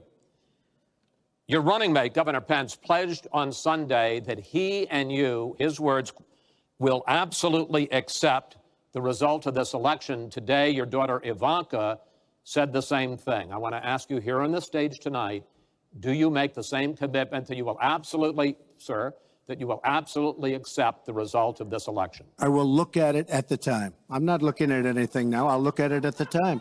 What I've seen is so bad. First of all, the media is so dishonest and so corrupt, and the pile-on is so amazing. The New York Times actually wrote an article about it that they don't even care. It's so dishonest, and they've poisoned the minds of the voters. But unfortunately for them, I think the voters are seeing through it. I think they're going to see through it. We'll find out on November 8th, but I think they're going to see through it. But, sir, if you look, excuse me, Chris, if you look at your voter rolls, you will see millions of people that are registered to vote. Millions. This isn't coming from me. This is coming from Pew Report and other places. millions of people that are registered to vote that shouldn't be registered to vote. So let me just give you one other thing. So I talk about the corrupt media. I talk about the millions of people. Tell you one other thing. She shouldn't be allowed to run. She's guilty of a very, very serious crime. She should not be allowed to run.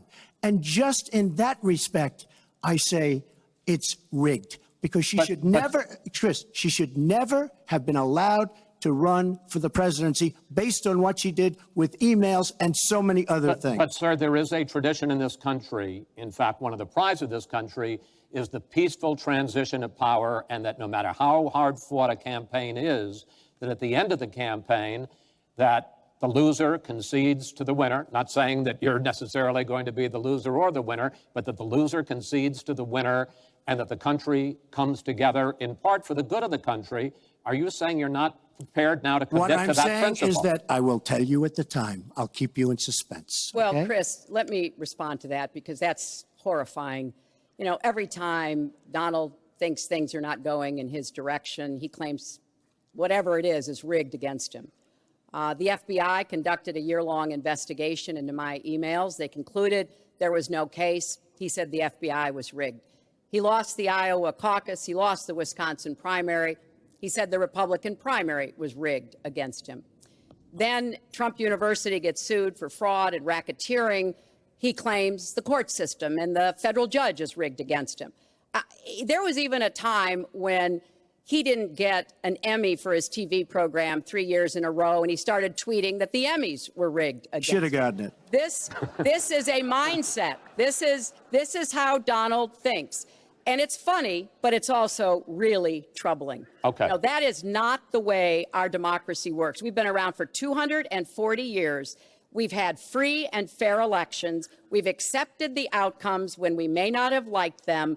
And that is what must be expected of anyone standing on a debate stage during a general election. You know, President Obama said the other day, when you're whining before the game is even finished, it just shows you're not up to doing the job. And let's be clear about what he is saying and what that means. He is denigrating, he's talking down our democracy. And I, for one, am appalled that somebody who is the nominee of one of our two major parties would take that kind of position. I think what the FBI... Dr. Stein. Well, you know, let's just look at this debate as an example. This is a rigged debate. According to the League of Women Voters, this is a fraud being perpetrated on the American voter. This is a debate controlled by the two corporate political parties who are empowered through this commission on presidential debates to exclude all other voices. And we have 76% of the American public saying they want to hear other voices and other choices. Let me ask you, does listening to these two creatures make you want to, know them more?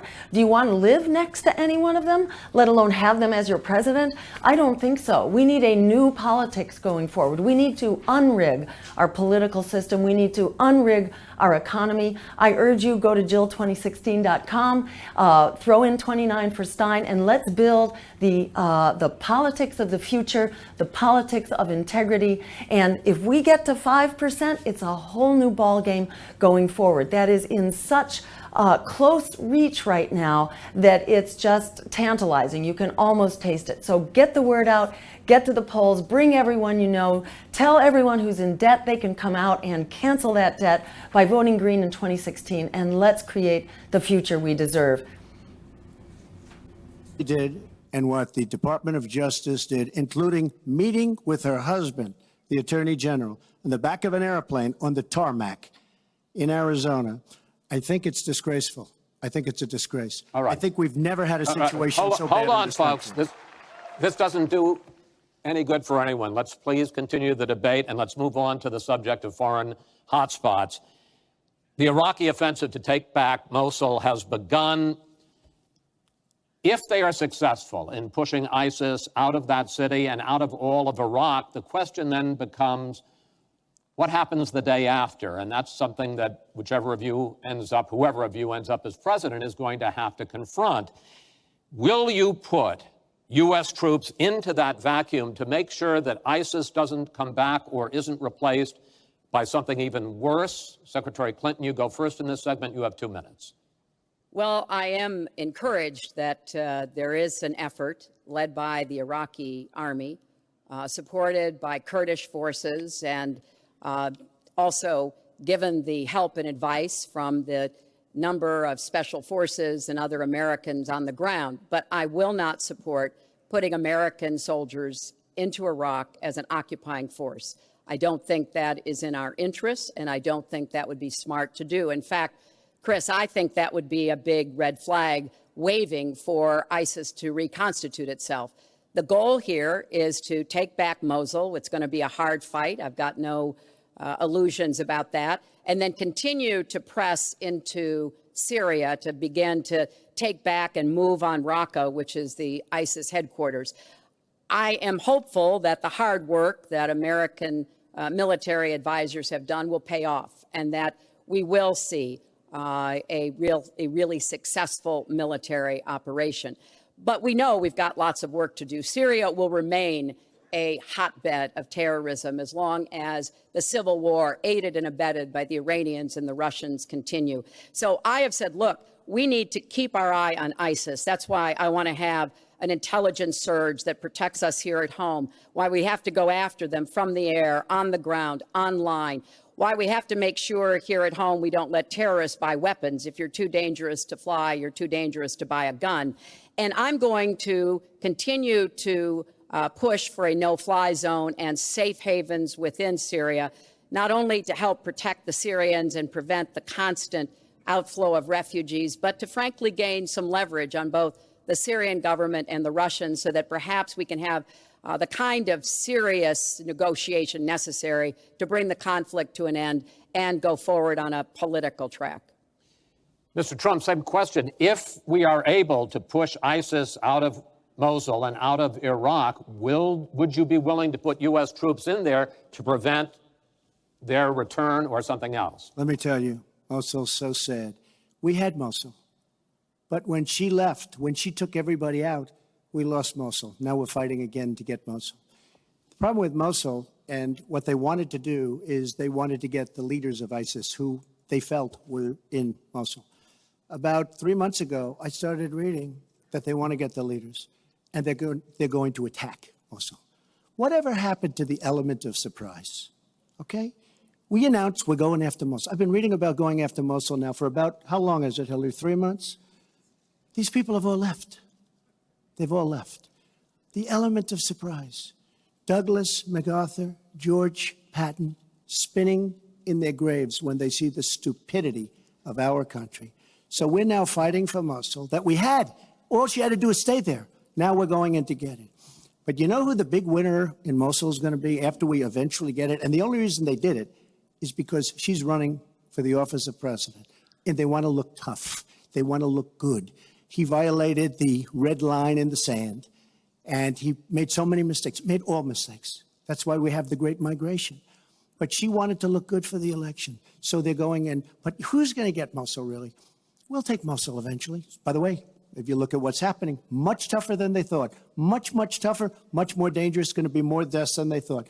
But the leaders that we wanted to get are all gone because they're smart. They said, what do we need this for? So Mosul is going to be a wonderful thing, and Iran should write us a letter of thank you, just like the really stupid, the stupidest deal of all time, a deal that's going to give Iran absolutely nuclear weapons. Iran should write us yet another letter saying thank you very much, because Iran, as I said many years ago, Iran is taking over Iraq, something they've wanted to do forever, but we've made it so easy for them. So we're now going to take Mosul, and you know who's going to be the beneficiary? Iran. Boy, are they making, I mean, they are outsmarting. Look, you're not there. You might be involved in that decision, but you were there when you took everybody out of Mosul and out of Iraq. You shouldn't have been in Iraq, but you did vote for it. You shouldn't have been in Iraq, but once you were in Iraq, you should have never left the way. The point is, the big winner is going to be Iran. Well, Dr. Stein, your response? Well, you know, it begs for a little reality check here. Hillary is saying we're going to be successful. We have nearly 5,000 troops on the ground now. in Iraq, you know, where we supposedly pulled out long ago. And this is, you know, this is like 15 years after we went in to start with. Donald is saying we never should have gotten out. We should have been fighting harder. We should have hung on to Mosul. But Mosul has changed hands many times. I think it's like 5 times. Just like Aleppo has changed hands about 5 times. You know, let's just get with the program here. We're not moving forward. Let's be real. We have spent $5 or $6 trillion, depending on which study you look at, in these wars in Iraq and Afghanistan and now in Syria. $6 trillion, tens of thousands of U.S. soldiers have been killed or maimed, 1 million people killed in Iraq alone. What have we achieved? Failed states, mass refugee migrations, and worse terrorist threats. Even the Taliban in Afghanistan have only expanded. So it's not a question of staying there longer. These are the longest wars we have ever fought. How much are we going to bleed ourselves for this? This $6 trillion comes down to $50,000 per American household. It's almost half of your income taxes are going into this bloated and dangerous military. We need a new way forward. We need a foreign policy based on international law, human rights, and diplomacy. And we need to end a foreign policy based on economic and military domination. This has been nothing less than a catastrophic policy, and Hillary and Donald do not have a clue and should not be in the White House directing our foreign policy. You have another choice. This is a democracy. Stand up and vote for your future like your life depends on it, because in fact it does.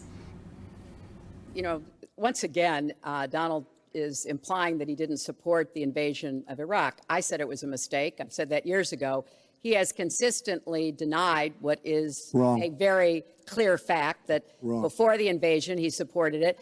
And, you know, I just want everybody to go Google it. Google Donald Trump Iraq, and you will see the dozens of sources which verify that he was for the invasion of Iraq. And you can actually hear the audio of him saying that. Now, why does that matter? Well, it matters because he has not told the truth about that position. I guess he believes it makes him look better now, to contrast with me, because I did vote for it. But what's really important here is to understand all the interplay. Mosul is a Sunni city. Mosul is on the border of Syria. And yes, we do need to go after Baghdadi, and just like we went after bin Laden while you were doing Celebrity Apprentice, and we brought him to justice. We need to go after the leadership, but we need to get rid of them, get rid of their fighters. They're estimated several thousand fighters in Mosul. They've been digging underground. They've been prepared to defend. It's going to be tough fighting, but I think we can take back Mosul, and then we can move on into Syria and take back Raqqa. This is what we have to do. I'm just amazed that he seems to think that the Iraqi government and our allies and everybody else launched the attack on Mosul to help me in this election. But that's how Donald thinks, you know. He always is looking for some Chris, we don't gain anything. He has all these Iran is taking over Iraq. Secretary Clinton. Iran is taking over Iraq. We don't gain Secretary Clinton. We would have gained if they did it by surprise. Wait. Secretary Clinton, it's an open discussion. Secretary. We would have gained if they did it by surprise. Secretary, please let Mr. Trump speak. He's unfit, and he proves it every time You he are talks. the one that's unfit. You know, WikiLeaks just actually came out. John Podesta said some horrible things about you, and boy, was he right. He said some beauties. And, you know, Bernie Sanders, he said you have bad judgment. You do. And if you think that going into Mosul, after we let the world know we're going in, and all of the people that we really wanted, the leaders, they're all gone. If you think that was good, then you do. Now, John Podesta said you have terrible instincts. Bernie Sanders said you have bad judgment. I agree with both. Well, you should ask Bernie Sanders who he's supporting for president, and he has said, which is as a big he has mistake. campaigned for me around the country, you are the most dangerous person to run for president in the modern history of America. I think he's right. So let me just say how we can actually move forward and achieve peace in the Middle East and a foreign policy based on international law, human rights, and diplomacy. Number one, we create a weapons embargo in the Middle East. Not hard to do because we are supplying the majority of weapons which get into the hands of players on all sides. We should initiate this weapons embargo and then work to bring the Russians along too, because they cannot afford this war either. They are also being bankrupted by their much smaller military budget, but which they cannot afford. And number two, we need to put a freeze on the bank accounts of our allies, our friends, if they refuse to stop funding terrorism. Hillary's leaked emails this past week verified she knows that the Saudis and the Qataris, our allies, are the major funders of these terrorist enterprises. So this is not rocket science. This is about doing the right thing. Right. Let's turn to Aleppo. Mr. Trump, in the last debate, you were both asked about the situation in the Syrian city of Aleppo, and I want to follow up on that because you said several things in that debate which were not true, sir. You said that Aleppo has basically fallen. In fact, there are. It's a catastrophe. It is a catastrophe, but there are a quarter. Have you seen it? Have you seen it? Sir, have you seen what's happened to Aleppo? If I might finish my question. Okay, so it hasn't fallen. Take a look at it. Well, there are 250,000 people still living there and being slaughtered. That's right. You also and they are being slaughtered yes, because of bad decisions. If I may just finish here. And you also said that that Syria and Russia are busy fighting ISIS. In fact, they have been the ones who've been bombing and shelling eastern Aleppo. And they just announced a humanitarian pause, in effect, admitting that they have been bombing and shelling Aleppo. Would you like to clear that up, sir? Well, Aleppo is a disaster. It's a humanitarian nightmare, but it has fallen from any standpoint. I mean, what do you need, a signed document? Take a look at Aleppo. It is so sad when you see what's happened. And a lot of this is because of Hillary Clinton, because what's happened is by fighting Assad, who turned out to be a lot tougher than she thought, and now she's going to say, oh, he loves Assad. He's just much tougher and much smarter than her and Obama. And everyone thought he was gone 2 years ago, 3 years ago. He aligned with Russia. He now also aligned with Iran, who we made very powerful. We gave them $150 billion back. We give them $1.7 billion in cash. I mean cash, bundles of cash as big as this stage. We gave them $1.7 billion. Now, they have aligned. He has aligned with Russia and with Iran. They don't want ISIS, but they have other things because we're backing rebels. We don't know who the rebels are. We're giving them lots of money, lots of everything. We don't know who the rebels are. And when and if, and it's not going to happen because you have Russia and you have Iran now, but if they ever did overthrow Assad, you might end up with as bad as Assad is, and he's a bad guy. But you may very well end up with worse than Assad. If she did nothing, we'd be in much better shape. And this is what's caused the Great Migration, where she's taken in tens of thousands of Syrian refugees who probably, in many cases, not probably, who are definitely, in many cases, ISIS aligned, and we now have them in our country. And wait till you see, this is going to be the great Trojan horse. And wait till you see what happens in the coming years. Lots of luck, Hillary. Thanks a lot for doing a great job. Secretary Clinton, you have talked about, and in the last debate and again today, that you would impose a no-fly zone to try to protect the people of Aleppo and to stop the killing there. President Obama has refused to do that because he fears it's going to draw us closer or deeper into the conflict. And General Joseph Dunford, the chairman of the Joint Chiefs of Staff, says, you impose a no-fly zone, chances are you're going to get into a war, his words, with Syria and Russia.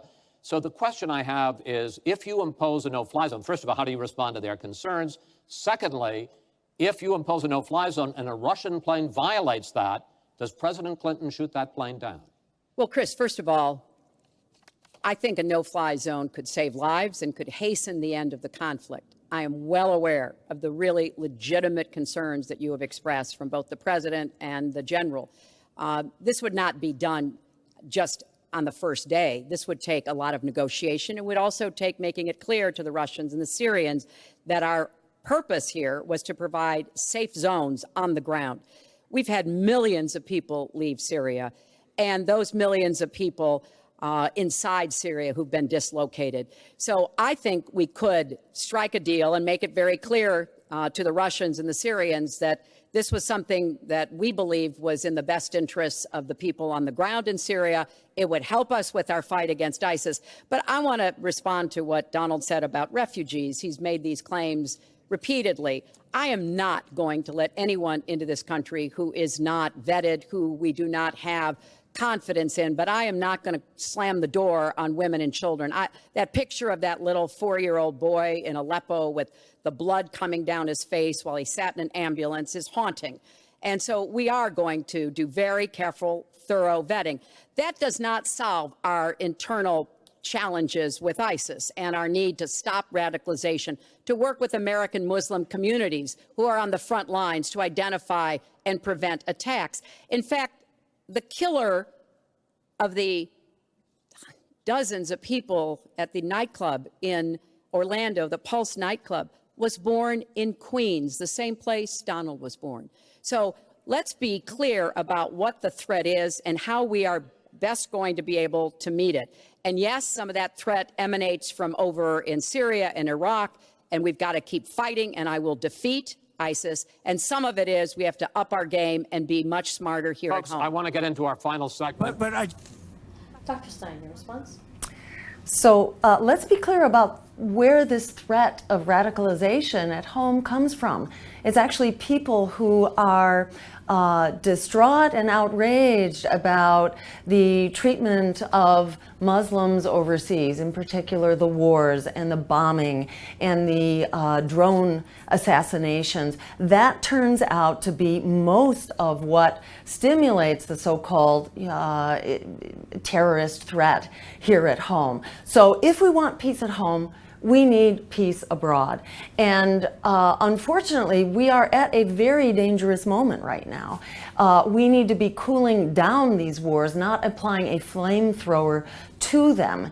And Hillary Clinton's solution of creating a no-fly zone in Syria. Let's be very clear. This is declaring war against Russia at a time when Russia is moving its missiles closer to Europe, at a time when the U.S. is now practicing dropping nuclear weapons. We are doing dry runs for nuclear war right now. So we should not be using language about establishing a no-fly zone, because that essentially means declaring war with Russia. So be very guarded. Donald Trump is dangerous. Hillary Clinton is dangerous. I just have to, it's so ridiculous she will defeat ISIS. We should have never let ISIS happen in the first place. And right now they're in 32 countries. Okay. You should have never. Wait 1 second. They had a ceasefire 3 weeks ago. A ceasefire, United States, Russia, Syria. And during the ceasefire, Russia took over vast swatches of land. And then they said, we don't want the ceasefire anymore. We are so outplayed on missiles, on ceasefires. They are outplayed. Now, she wasn't there. I assume she had nothing to do with it. But our country is so outplayed by Putin and Assad and, by the way, and by Iran. Nobody can believe how stupid our leadership is. Mr. Trump, Secretary Clinton, no, we need to move on to our final segment, and that is the national debt, which has not been discussed until tonight. Our national debt as a share of the economy, our GDP, is now 77%. That's the highest since just after World War II. But the nonpartisan Committee for a Responsible Federal Budget says, Secretary Clinton, under your plan, debt would rise to 86% of GDP over the next 10 years. Mr. Trump, under your plan, they say it would rise to 105% of GDP over the next 10 years. Question is, why are both of you ignoring this problem? Mr. Trump, you go first. Well, I say they're wrong because I'm going to create tremendous jobs. And we're bringing GDP from really 1%, which is what it is now. And if she got in, it'll be less than zero. But we're bringing it from 1% up to 4%. And I actually think we can go higher than 4%. I think you can go to 5 or 6%. And if we do, you don't have to bother asking your question, because we have a tremendous machine. We will have created a tremendous economic machine once again. To do that, we're taking back jobs. We're not going to let our companies be raided by other countries. where we lose all our jobs. We don't make our product anymore. It's very sad. But I'm going to create the kind of a country that we were from the standpoint of industry. We used to be there.